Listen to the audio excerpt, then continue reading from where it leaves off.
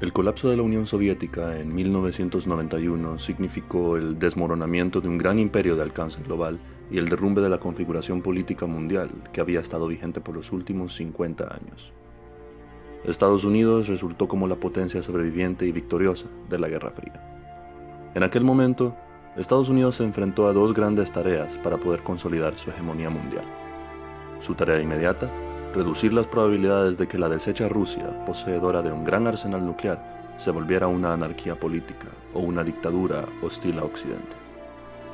Su tarea a largo plazo: impulsar la transformación democrática y la recuperación económica de Rusia, impidiendo al mismo tiempo que se vuelva demasiado fuerte como para resurgir en un imperio eurasiático en oposición con los intereses de Estados Unidos. Estos fueron los argumentos expuestos por el actor Zbigniew Brzezinski en su libro El Gran Tablero Mundial.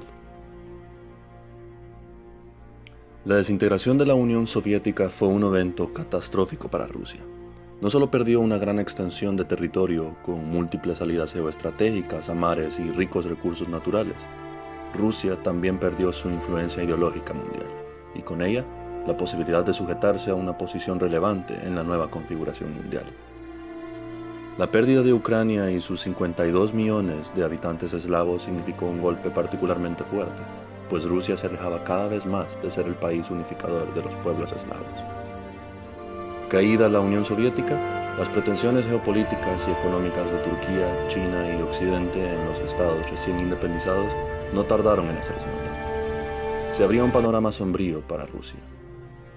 No solo ya no controlaba las naciones recién independizadas, sino que éstas presentaban una gran amenaza para su propia estabilidad, particularmente la amenaza islámica y los nacionalismos exacerbados, todo causado por las vejaciones, aún frescas en la memoria de estas naciones, ocasionada por los 50 años de dictadura ruso-comunista.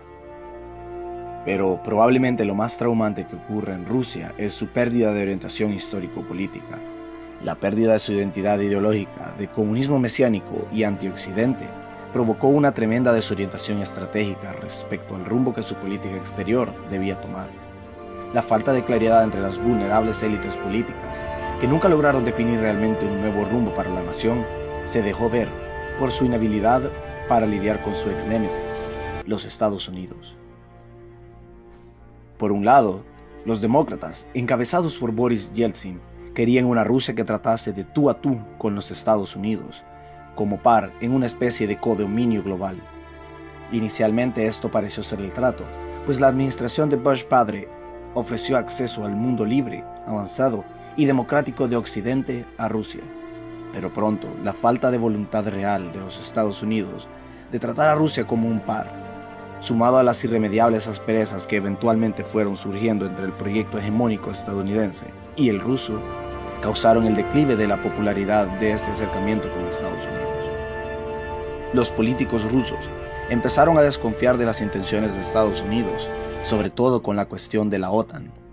A Rusia nunca le fue ofrecida la adhesión a esta organización, y cuando le fue ofrecida, sus élites políticas ya se habían cerrado en la postura de que la OTAN era solo una manera de excluir a Rusia y aumentar la influencia de Estados Unidos.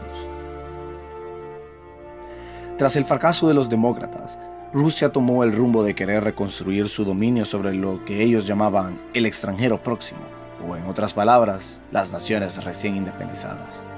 Rusia usó varias identidades políticas confederales en un intento por forjar relaciones económicas y políticas semejantes a las de la Unión Europea con las ex-repúblicas soviéticas.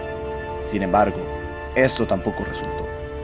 Casi ninguna nación veía rédito alguno en querer unirse con una Rusia altamente inestable, destruida económicamente y con notorias ansias de restablecer su dominio imperial sobre ellas. Ningún líder de las nuevas naciones quería correr el riesgo de poner en peligro su recién adquirida soberanía. Para todos los efectos, tanto la narrativa como el pasado imperialista de Rusia impidieron que cualquier proyecto de unión, ya sea económica, regional o étnica, se concretara. Finalmente, fracasado su intento de unión con las nuevas naciones, Rusia propuso la creación de un bloque antagónico a la hegemonía global de los Estados Unidos. Sus primeros aliados fueron China e Irán, Los acercamientos eran posibles entre las tres naciones debido al comercio armamentístico entre ellas.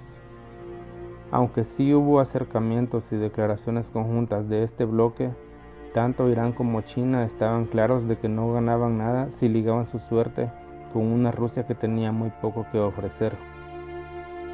China e Irán preferían el mercado, el capital y las tecnologías presentadas por el mundo occidental que una Rusia débil y anticuada. En su libro, Brzezinski argumenta que la única opción viable para que Rusia volviera a tener relevancia y aceptación política dentro de Occidente era la Europa de la OTAN y Estados Unidos. Para ello, Estados Unidos debía promover una política exterior que lograra convencer o incluso forzar a los rusos de que someterse a un proceso modernizador, democratizador y europeizador era la mejor opción para ellos. Esto implicaba dos cosas para Rusia. Por un lado, el abandono de sus pretensiones imperialistas y por otro, la aceptación de las nuevas realidades geopolíticas de Eurasia, en particular la aceptación del nuevo pluralismo político y la aceptación de las fronteras de Ucrania. Por otro lado, Occidente y sobre todo la Unión Europea también tienen la necesidad de ganar la confianza rusa y garantizar de que su ampliación no se verá condicionada por resentimientos antirrusos de las naciones del Pacto de Varsovia.